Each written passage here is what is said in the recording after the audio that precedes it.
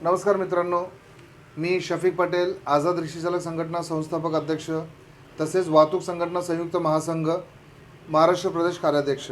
आपल्याला माहिती असेल, आझाद रिक्षाचालक संघटना ही रिक्षाचालकांचे न्याय व हक्क तसेच अधिकारांसाठी लढणारी पुणे जिल्ह्यातील एक अग्रेसर संघटना आहे।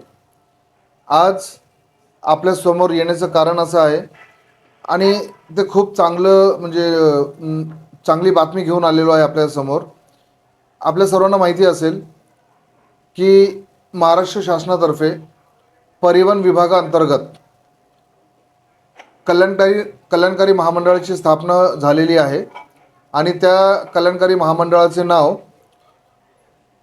स्वर्गीय आनंद दिघे साहेब रिक्षा टॅक्सी मीटर्ड कल्याणकारी महामंडळ असे ठेवण्यात आलेले आहे।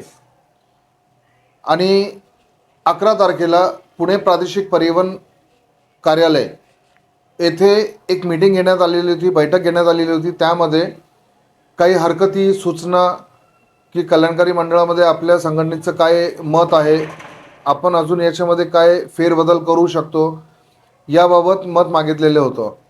त्याप्रमाणे 12 तारखेला म्हणजेच 12 सप्टेंबर 2024 रोजी संघटनेतर्फे या प्रकारे 12 मुद्दे लिहून याबाबतचं सविस्तर माहिती देण्यात आली होती। सूचना व बदल करण्यासाठी सूचना देण्यात आलेल्या होत्या। या सूचना तुम्ही आता काही वेळात आपल्या स्क्रीनवर पण पाहणार आहोत। यासोबत आज पुढारी, लोकमत व इतर कित्येक वर्तमानपत्रांमध्ये याबाबतची माहितीसुद्धा आलेली आहे। त्याची पण प्रत या व्हिडिओमध्ये तुम्हाला रोलिंग करताना दिसणार आहे।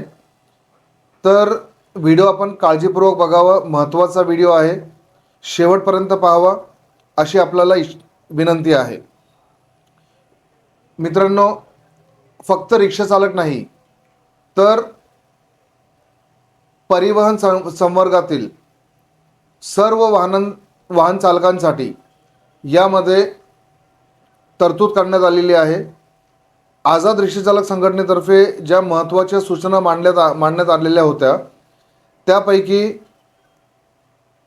या कल्याणकारी मंडळामध्ये प्रथम सभासदत्व करण्यासाठी 501 रुपये व दरवर्षी 301 रुपये असं मांडण्यात आलेलं आहे। म्हणजे वर्गणी ते असे घेणार। तर याला आक्षेप घेऊन सूचना केली गेली की 200 रुपये व 100 रुपये याप्रमाणे सदर फी आकारण्यात यावी। यासोबत कल्याणकारी मंडळामध्ये सरकारने शासनातर्फे 50 कोटी रुपयांची तरतूद केली आहे। ती तरतूद तो निधी वाढवून तो 300 रुपये करण्यात यावा अशी आपण एक सूचना मांडलेली आहे। यामध्ये जे रिक्षा परवानाधारक, शासकीय, निमशासकीय तसेच स्वतःचा व्यवसाय असणारे असे जे रिक्षा चालक आहेत या लोकांना या निधीचा किंवा या मंडळाचा फायदा देऊ नये असे सुद्धा स्पष्टपणे मांडण्यात आलेले आहे। यामध्ये कोणाला राग येत असेल तर माफी असावी, परंतु हे सर्व वाहन चालकांसाठी व रिक्षा चालकांसाठी आपण मांडलेलं आहे। यामध्ये महामंडळातर्फे आपले जे सभासद आहेत कल्याणकारी मंडळामधील त्यांच्यासाठी वैद्यकीय सेवा उपलब्ध करण्यात येणार आहे असे नमूद केलेले आहे।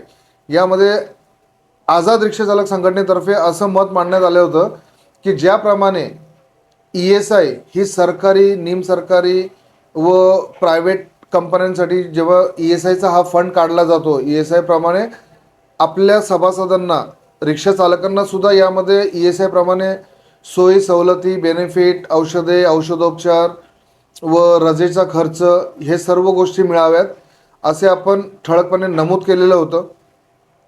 यासोबत रिक्षा चालक ज्यांचं वय 60 वर्षे तर सरकारने ते वय 65 असे निश्चित केलेले आहे। परंतु संघटनेतर्फे आपण किमान 7,000 ते 10,000 रुपये प्रतिमाह अशा वरिष्ठ ज्येष्ठ रिक्षा चालकांना पेन्शन मिळावी असे स्पष्टपणे नमूद केलेले आहे। यासोबत रिक्षा चालकांसाठी घरकुल योजना आणावी असे पण मत आपण मांडलेले होते। यामध्ये सरकारने घरकुल योजना न आणता घर खरेदी करण्यासाठी कर्ज वगैरेची सोय केलेली आहे. यासोबत एखाद्या रिक्षा चालकाची मुलगी जिचा विवाह होणार आहे, यामध्ये या कल्याणकारी महामंडळाअंतर्गत किमान 25,000 रुपये भेट किंवा देणगी म्हणून देण्यात यावी असा आपण उल्लेख केलेला आहे. तो याच्यामध्ये त्यांनी मान्य केलेला नाही, परंतु आपण यासाठी पुढे लढणारच आहोत. यासोबत रिक्षा चालकांच्या पाल्यांसाठी शैक्षणिक स्कॉलरशिप ते देणार आहेत. स्कॉलरशिपऐवजी आम्ही त्यांना गणवेश खर्च, पाठ्यपुस्तक, वही हे खरेदी करण्यासाठी मदत निधी द्यावा असे याच्यामध्ये नमूद केलेले होते. यासोबत नवीन वाहन घेण्यासाठी कर्ज उपलब्ध करून देण्यासाठी सुद्धा आम्ही मागणी केलेली होती. या प्रकारे आपण कित्येक मागण्या म्हणजे टोटल 12 मागण्या केलेल्या होत्या. आणि आपल्याला सांगताना खूप आनंद होत आहे की यामधील अंदाजे 5 ते 6 मागण्या ऑलरेडी सरकारने आपल्याला मान्य केलेल्या आहेत आणि हे संघटनेचं मोठं यश आहे. यामध्ये महाराष्ट्रातील सर्व संघटना यांनी आपापल्या परीने सूचना हरकती पाठवलेल्या आहेत. जसे पुण्यातून कित्येक संघटनांनी आपापल्या परीने पाठवलं. मी वाहतूक संघटना संयुक्त महासंघ यांचा कार्याध्यक्षपदी सुद्धा आहे. संयुक्त महासंघातर्फे वाहतूक संघटना संयुक्त महासंघातर्फे सुद्धा याबाबत सूचना हरकती मांडण्यात आलेल्या आहेत. आणि एकदा कल्याणकारी मंडळ चालू झाल्यानंतर आपण यासाठी अजून चांगल्या प्रकारे रिक्षा चालकांना, वाहन चालकांना कशी मदत करता येईल याचा सारासार विचार करूनच त्याचा निर्णय घेण्यात येणार आहे. यासाठी सरकारने एक फॉर्म व्हायरल केलेला आहे. मला वाटतं तो फॉर्म सर्वांकडे असेल. नसेल तरी या क्लिपवर आता तुम्ही हे रोलिंग बघत आहात की या प्रकारे आपल्याला तो एक लेखी फॉर्म भरून द्यायचा आहे. आणि फॉर्म भरून दिल्यानंतर जेव्हा या कल्याणकारी मंडळाची पोर्टल चालू होईल तेव्हा पोर्टलमध्ये तो फॉर्म आपल्याला अपडेट करायचा आहे. तर मला रिक्षा चालकांना असं आवाहन करत आहे मी की आपापल्या संघटनेमार्फत पुणे जिल्ह्यातील, महाराष्ट्रातील विविध जिल्ह्यातील सर्व संघटनांनी आपापल्या पद्धतीने हे काम चालू केलेलं आहे किंवा करणार आहेत. तर आपल्या संघटनेशी संपर्क करावा किंवा त्या भागातील प्रादेशिक परिवहन विभागाशी संपर्क करावा व लवकरात लवकर आपली स्वतःची नोंद वाहनधारक, परवानाधारक म्हणून या कल्याणकारी महामंडळामध्ये करावी. अन्यथा ज्या लोकांनी याच्यामध्ये स्वतःला इनरोल केलेले नाही, नोंदणी केलेली नाही, अशा लोकांना याचा फायदा मिळणार नाही.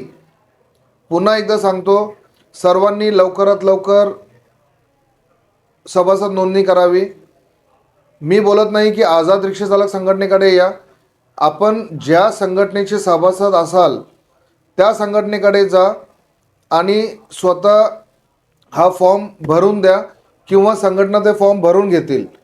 यासाठी लागणारी कागदपत्रे जे आपल्याला सोबत आणायची आहेत, यामध्ये सर्वप्रथम आपला लायसन्स, आधार कार्ड, रिक्षा परवाना म्हणजेच परमिट आणि रेशन कार्डच्या पहिल्या पानाचा आणि शेवटच्या पानाचा फोटो व आपला स्वतःचा एक फोटो, हे सर्व गोष्टी घेऊन आपण आपापल्या संघटनेकडे जावं आणि नोंदणी करून घ्यावी.